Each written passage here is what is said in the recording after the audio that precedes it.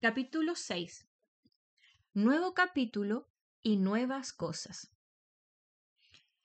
En casa del señor Sesemann de Frankfurt vivía su hija Clara, que estaba enferma y pasaba sus días en un cómodo sillón de ruedas. En aquel momento Clara se hallaba en la llamada sala de estudio, contigua al comedor y llena de objetos y enseres que le daban un aspecto acogedor y mostraban que en ella vivía la familia con preferencia. La biblioteca, hermosa y grande, provista de 2 puertas vidrieras, había dado el nombre a la sala, y es allí donde la niña paralítica recibía diariamente las lecciones. Clara tenía un rostro delgado y pálido, y unos ojos azules y bondadosos, que en aquel momento no se apartaban del gran reloj de la pared. Le parecía que las agujas avanzaban aquel día con especial lentitud, pues Clara, tan paciente habitualmente, exclamó de pronto con cierta vivacidad: «Pero, señorita Rottenmeier, ¿todavía no es la hora?». La así interpelada estaba sentada bien derecha ante una pequeña mesa de costura y bordada. Vestía una extraña ropa, una chaqueta con un gran cuello que daba a toda su persona un aspecto muy solemne, acrecentado por un tocado en forma de cúpula. La señorita Rottenmeier estaba en aquella casa desde la muerte de la señora Sesemann, hacía ya algunos años, y ejercía de ama de llaves. El señor Sesemann, que viajaba mucho, le había confiado la gestión del hogar y no había impuesto más que una condición: que su hija tendría voz en todos los asuntos y que no se haría nada contra la voluntad de ella.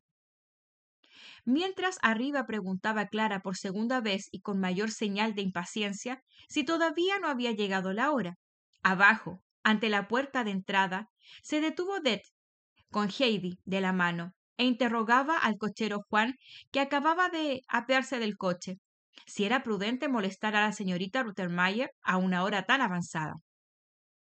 «Eso no es de mi incumbencia», gruñó el cochero. «Toque la campanilla del pasillo y bajará Sebastián». Det hizo lo que le indicaron, y enseguida bajó el criado de la casa vestido con una librea con grandes botones dorados, y con los ojos casi tan grandes y redondos como los botones. «Quisiera saber si a esta hora aún se puede molestar a la señorita Rottenmeier», volvió a repetir Det. «Eso no es de mi incumbencia», repuso el criado. «Tiene usted que tocar otra campanilla para llamar a Tinet, la doncella». Y sin más explicaciones se marchó Sebastián. Det volvió a llamar. Entonces se presentó en lo alto de la escalera la doncella Tinet, con blanca y almidonada cofia en la cabeza y una sonrisa burlona. «¿Qué pasa?», preguntó sin bajar la escalera. Det repitió su pregunta. La doncella Tinet desapareció, mas volvió al instante y dijo desde arriba: «Suban, las están esperando». Det y Heidi subieron la escalera y siguieron a la doncella hasta la sala de estudio.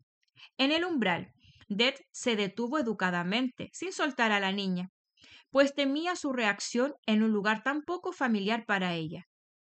La señorita Rottenmeier se levantó lentamente de su asiento y se acercó para examinar a la nueva compañera de juegos y estudios de la hija de la casa. Al parecer, el aspecto de la pequeña no era de su agrado. Heidi llevaba su sencillo vestido de algodón y en la cabeza un sombrerito de paja viejo y abollado. La niña miraba cándidamente, pero con evidente curiosidad, la especie de cúpula que llevaba aquella señora en su tocado. «¿Cómo te llamas?», preguntó el ama de llaves tras examinar un rato a la niña, que no le quitaba los ojos de encima. «Heidi», contestó la pequeña con voz clara y sonora. «¿Cómo? Esto no es un nombre cristiano. ¿Qué nombre te dieron al bautizarte?», seguía preguntando la señorita Rottenmeier. «No lo sé», repuso Heidi. «Eso no es una contestación», observó la dama moviendo la cabeza. «Diga usted, Det, ¿esa niña es tonta o impertinente?». «Si la señorita me lo permite, hablaré por la niña, porque ella tiene poca experiencia, dijo Death, dando a Heidi un discreto golpecito por su respuesta inoportuna. No es que sea tonta ni impertinente, sino que todo cuanto habla lo dice con franqueza y tal como lo siente. Es la primera vez que entra en una casa de señores y no conoce las buenas maneras. Sin embargo, es dócil y bastante inteligente, y aprenderá fácilmente si la señorita se digna tener un poco de paciencia. La niña se llama Adelaida, como su madre, mi difunta hermana. Bien, al menos es un nombre que se puede pronunciar, observó la señorita Ruthermeier. Pero he de decirle que la niña me parece un poco extraña para su edad. Yo le hice saber que la compañera de Clara había de ser una niña de su misma edad, para poder seguir los mismos estudios y tomar parte en todas sus ocupaciones. La señorita Clara ha cumplido ya los 12 años. ¿Qué edad tiene la niña? Con su permiso, contestó Ded con elocuencia. Le diré que yo misma no recuerdo a punto fijo cuántos años tiene. La verdad es que es un poco más joven, no mucho. Cuanto más no sé decirlo exactamente, pero creo que debe de tener unos 10 años o incluso algo más. Tengo ahora 8 años. Me lo ha dicho el abuelo, declaró Heidi. Tía Det le volvió a dar un golpecito, pero como la niña ignoraba la causa, no se aturdió lo más mínimo. ¿Cómo? ¿Solo 8 años? Exclamó la señorita Ruthermeier, con indignación. 4 años menos que Clara. Esto no puede ser. ¿Qué haremos? ¿Y qué has aprendido? ¿Qué libros has estudiado? Ninguno, contestó Heidi. ¿Cómo? ¿Qué? ¿Cómo has aprendido a leer entonces? Siguió preguntando la dama. Eso no lo he aprendido, ni Pedro tampoco, respondió Heidi. ¡Misericordia! ¿No sabes leer? Pero ¿de verdad que no sabes leer? Exclamó la señorita Ruthermeier con gran asombro. ¿Cómo es posible? ¿Qué has aprendido, pues? Nada, declaró Heidi de acuerdo con la verdad. Oiga usted, joven, dijo el ama de llaves al cabo de unos minutos, tratando de sentarse. Esto no es lo convenido. ¿Cómo ha podido traerme a esta criatura? Pero Ded no se dejó intimidar fácilmente y contestó resueltamente. Si la señorita me lo permite, le diré que la niña corresponde perfectamente a lo que usted buscaba. Usted quería una niña un poco especial y distinta de las demás, y para cumplir sus deseos tuve que recurrir a la hija de mi hermana, aunque tenga menos años, porque en nuestras montañas, cuando tienen más edad, dejan enseguida de ser originales y distintas de las otras, y por eso creí que Heidi convenía exactamente a sus deseos. Ahora es preciso que me vaya, pues mis señores me estarán esperando, y si ellos lo permiten, volveré dentro de pocos días para ver cómo van las cosas. Y después de hacer una reverencia, Det salió por la puerta y echó a correr escaleras abajo.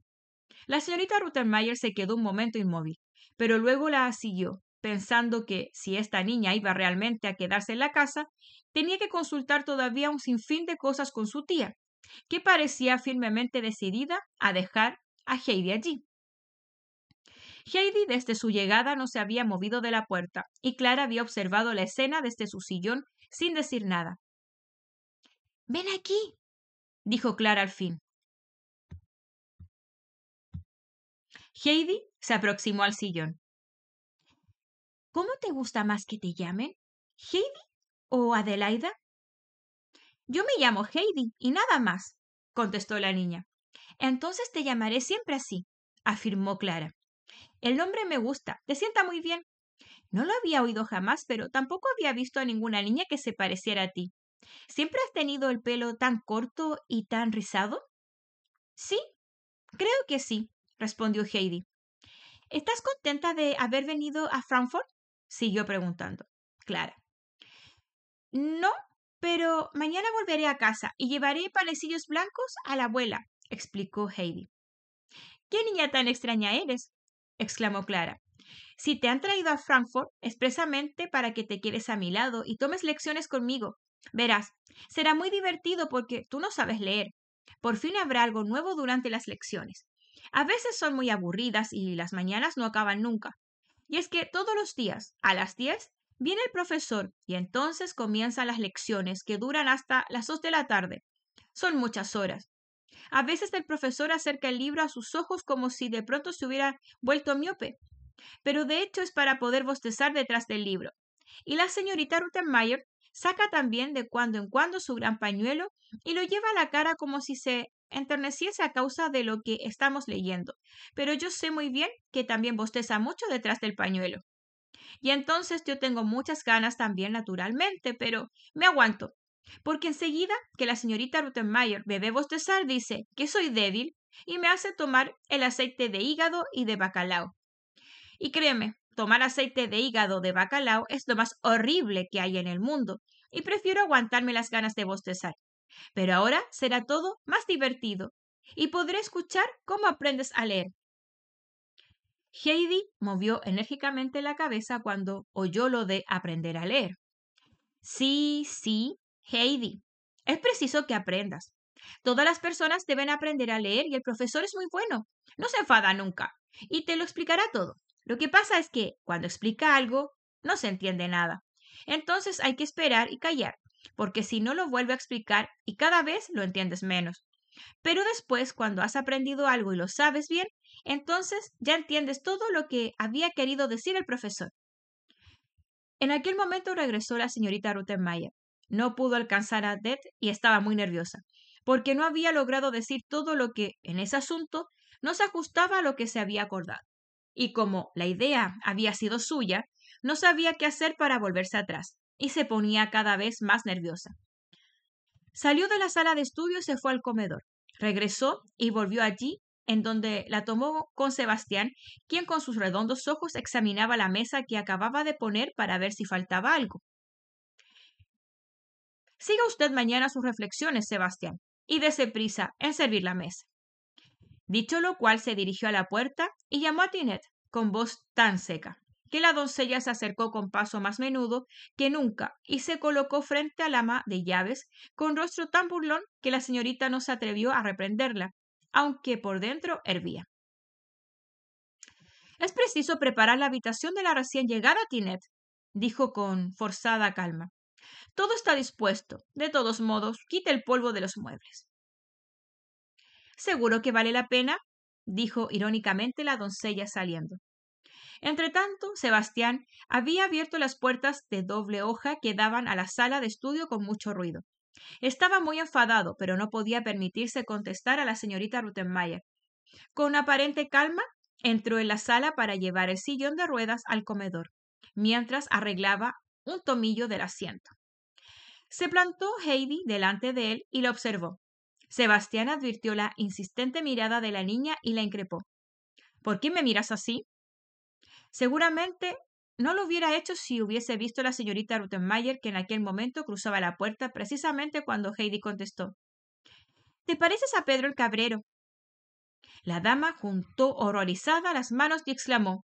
¿Es posible? ¿Está tuteando a los criados? Esta criatura no tiene la menor noción de educación. Sebastián empujó el sillón de ruedas hasta la mesa y después cogió a Clara en brazos y la puso en su silla. La señorita se sentó a su lado e hizo señas a Heidi para que ocupara una silla frente a ella.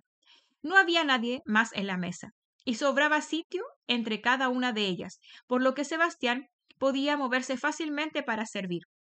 Junto al plato de Heidi había un panecillo blanco y tierno, y la niña lo contemplaba con alegría. La semejanza que Heidi encontraba en Sebastián debió de despertar su confianza hacia él, porque estuvo muy quieta y no se movió hasta que aquel se acercó con la fuente para ofrecerle el pescado frito.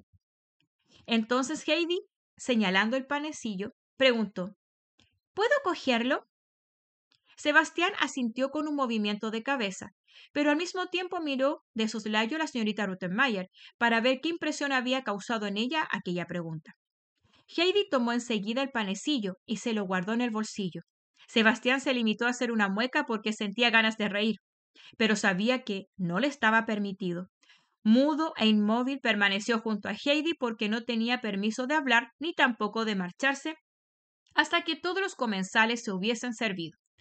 Heidi le miró un rato con ojos asombrados, pero al fin preguntó, ¿he de comer eso? Sebastián volvió a asentir con un gesto. Pues dame algo, dijo la niña y miró tranquilamente a su plato. Las muecas de Sebastián iban aumentando y la fuente empezó a vacilar de un modo peligroso en sus manos. Puede usted dejar la fuente sobre la mesa y volver luego, ordenó con rostro severo la señorita Ruthermeier. Sebastián desapareció al punto. El ama continuó dando un suspiro. Está visto, Adelaida. Quiero enseñarte todavía las reglas más elementales.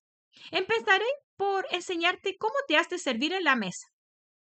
Le explicó lo que tenía que hacer y añadió. Además, he de advertirte que en la mesa no has de hablar con Sebastián, ni en ningún otro sitio, excepto únicamente cuando tengas que dirigirle una pregunta importante, imprescindible, o bien darle una orden. En tal caso, no le has de hablar de tú, sino de Sebastián o usted. ¿Has entendido? Que no vuelva a oír que le tratas de otro modo. También a Tinet le hablarás de usted. A mí me llamarás señorita, como hace a los demás. En cuanto a Clara, ella te dirá cómo quiere que la llames. Clara, naturalmente, dijo ésta. Luego siguieron un sinfín de reglas de conducta sobre el modo de levantarse, acostarse, entrar, salir, cerrar las puertas, sobre el buen orden de las cosas. Y fueron tantas y tantas las advertencias que Heidi acabó durmiéndose, porque estaba desde las 5 de la mañana en pie y había hecho un viaje muy largo. Y cuando al fin la señorita Ruthermeier dio por terminadas sus recomendaciones, añadió: Y espero, Adelaida, que no olvides nada de lo que te he dicho. ¿Has comprendido? Heidi está durmiendo hace rato, exclamó Clara sonriendo. Estaba contenta porque hacía mucho tiempo que la hora de la cena no había transcurrido de una forma tan divertida. Es absolutamente increíble lo que nos pasa con esta criatura, exclamó la dama muy enojada, y agitó con tanta fuerza la campanilla que ambos, Sebastián y Tinet, acudieron corriendo. A pesar del ruido, Heidi seguía durmiendo, y no fue fácil despertarla para hacerla cruzar la sala de estudio, la habitación de Clara y la habitación de la señorita Ruthermeier antes de llegar por fin a la suya.